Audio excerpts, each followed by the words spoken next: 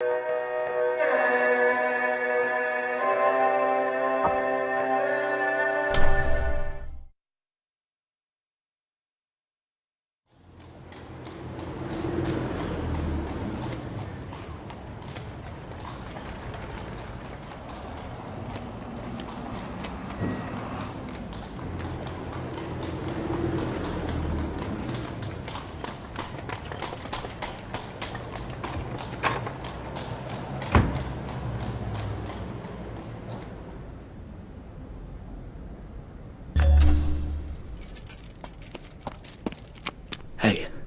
can I speak to you?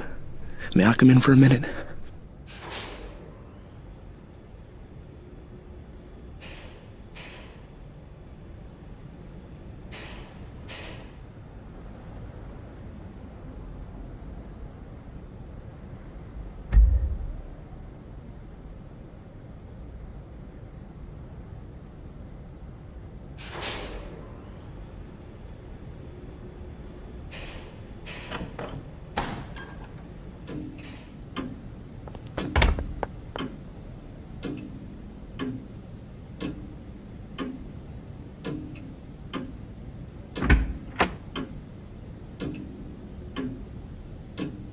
Is the door locked?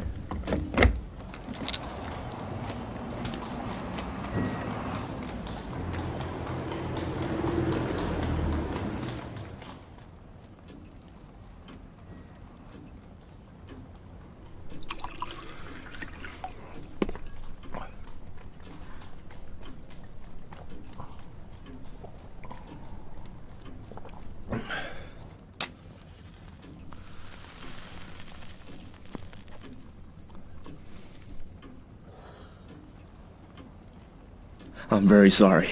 It's a mighty liberty, but you look like the kind of man who would understand. I've had you in my mind all this week when things got troublesome. Say, will you do me a good turn? I'll listen to you. That's all I'll promise. Pardon. I'm a bit rattled tonight. You see, I happen at this moment to be dead.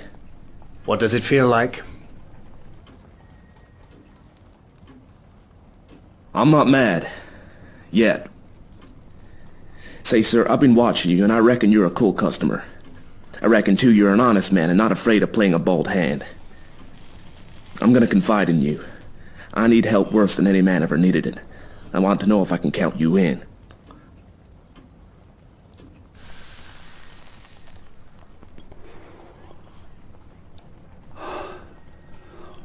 Get on with your yarn and I'll tell you.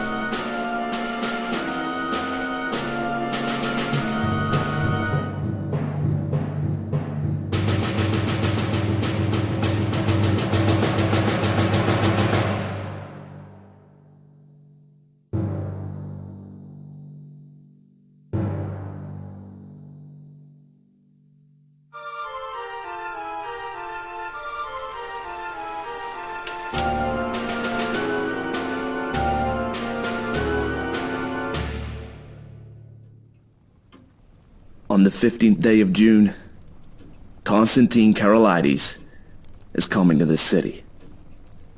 The British Foreign Office has taken to having international tea parties, and the biggest of them is due on that date.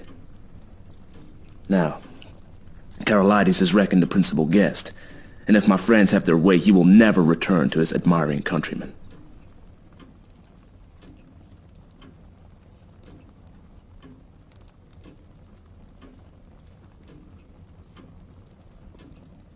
Well, that's simple enough anyhow.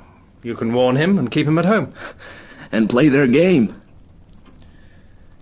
If he does not come, they win, for he's the only man that can straighten out the tangle.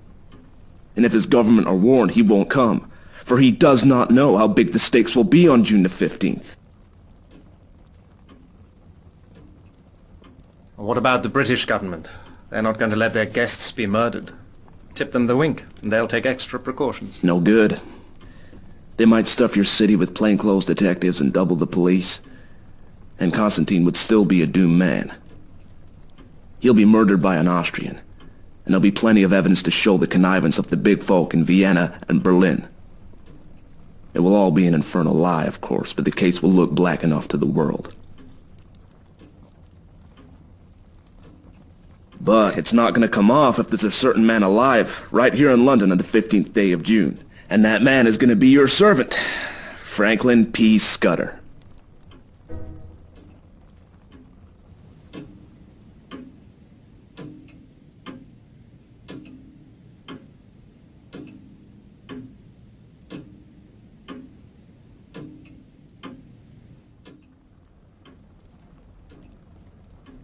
Where did you find out this story? I completed my evidence 10 days ago in Paris. I can't tell you the details now, for it's something of a history. But when I was quite sure in my own mind, I judged it my business to disappear. And I reached this city by a mighty queer circuit. Till yesterday I thought I had muddied my trail some, and was feeling pretty happy. Then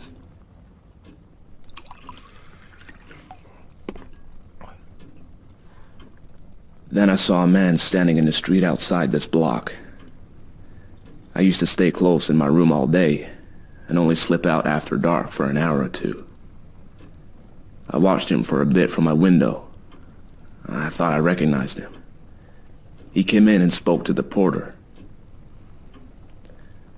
When I came back from my walk last night, I found a card in my letterbox. It bore the name of the man I want least to meet on God's earth.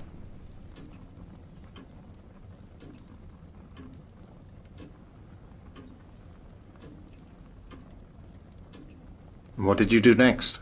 I realized I was bottled as sure as a pickled herring, and that there was only one way out. I had to die. If my pursuers knew I was dead, they would go to sleep again. How did you manage it?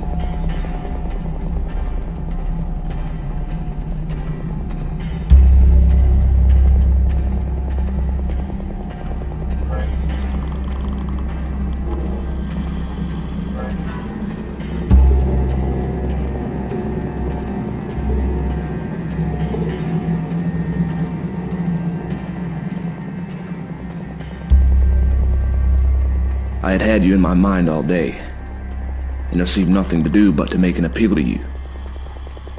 I watched from my window till I saw you come home, and then slipped down the stair to meet you.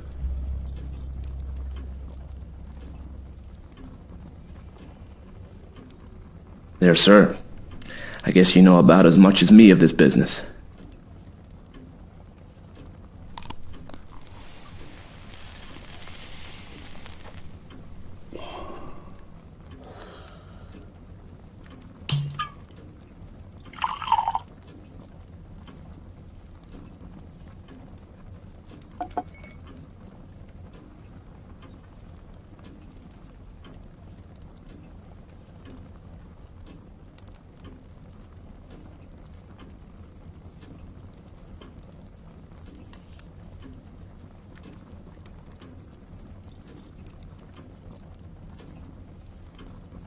Hand me your key, and I'll take a look at the corpse. Excuse my caution, but I'm bound to verify a bit if I can. I reckoned you'd ask for that. But I haven't got it. It's on my chain on the dressing table. I had to leave it behind, for I couldn't leave any clues to breed suspicions. The gentry who are after me are pretty bright-eyed citizens. You'll have to take me on trust for the night, and tomorrow you'll get the proof of the corpse business right enough.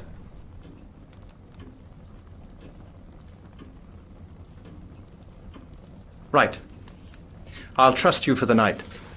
I'll lock you into this room and keep the key. Just one word, Mr. Scudder. I believe you're straight. But if so be you are not, I should warn you that I'm a handy man with a gun. I haven't the privilege of your name, sir, but let me tell you that you're a true gentleman. Now, I'll thank you to lend me a razor.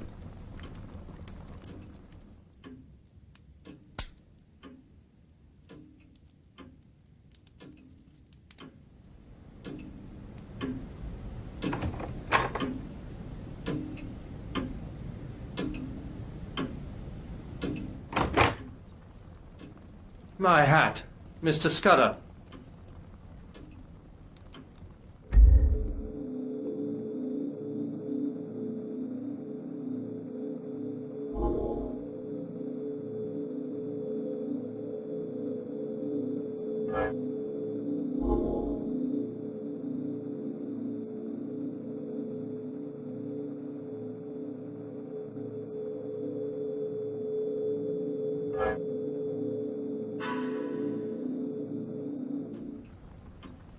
Not Mr. Scudder.